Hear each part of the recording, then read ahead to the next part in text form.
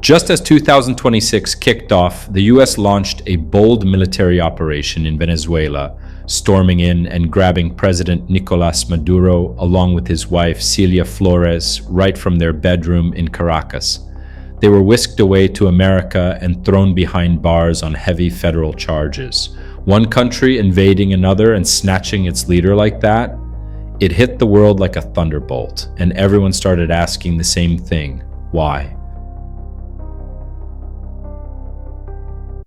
The US government slapped Maduro with accusations of narco-trafficking, narco-terrorism, and illegal arms deals. Serious stuff tied to a long-standing indictment. But let's be real. Is Venezuela the only place where drug trafficking or shady arms deals happen? Is Maduro the only leader ever linked to that kind of mess? Maybe the bigger picture is that Venezuela had become vulnerable. A country loaded with the world's largest oil reserves, but weakened enough that accessing those resources felt within reach. So what really caused all this? Why did a nation sitting on so much black gold end up broke, unstable, and losing its grip on prosperity and security? Let's dig into the exact reasons. It starts back with Hugo Chavez. When oil prices were sky high in the 2000s, he went all in on massive social spending, great for lifting people out of poverty short term, but it meant borrowing huge sums and tying the entire economy even tighter to oil. Diversification? Not really on the agenda. When Chavez got sick and passed in 2013, he handed the reins to his hand-picked successor, Nicolas Maduro, a former bus driver and loyalist who stepped up as president. That's where things really started sliding.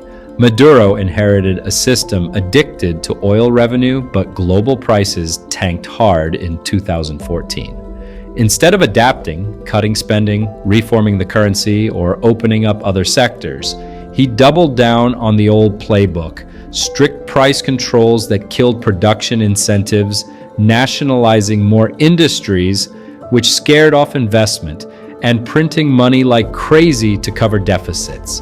The result? Hyperinflation went nuclear, millions of percent at its peak, wiping out savings and making basics like food and medicine impossible to find.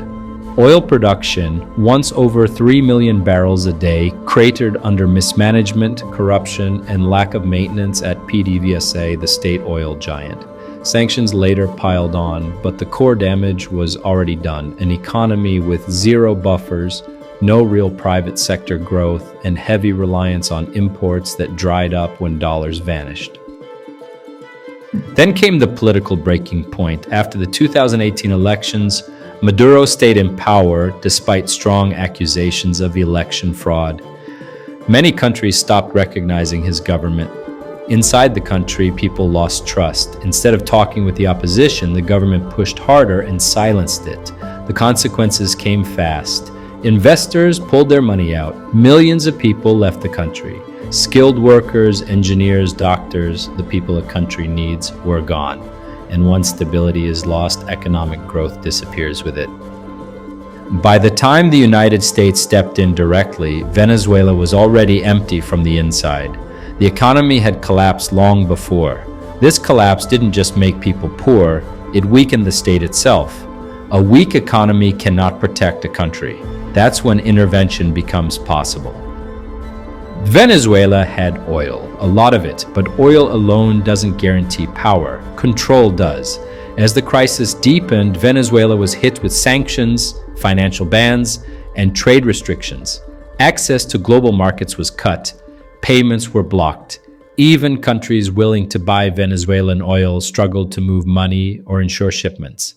At the same time, corruption and mismanagement had already crushed production. Infrastructure decayed, output fell, so Venezuela was producing less and selling it under pressure, often at a discount, often through intermediaries.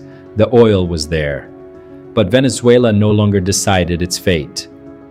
When a country loses its economic power, political honesty, and the trust of its people, it becomes an easy target.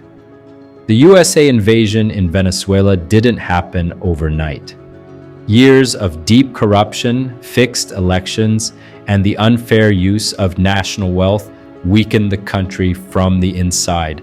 Government institutions failed, public trust disappeared, and the nation became isolated from the rest of the world.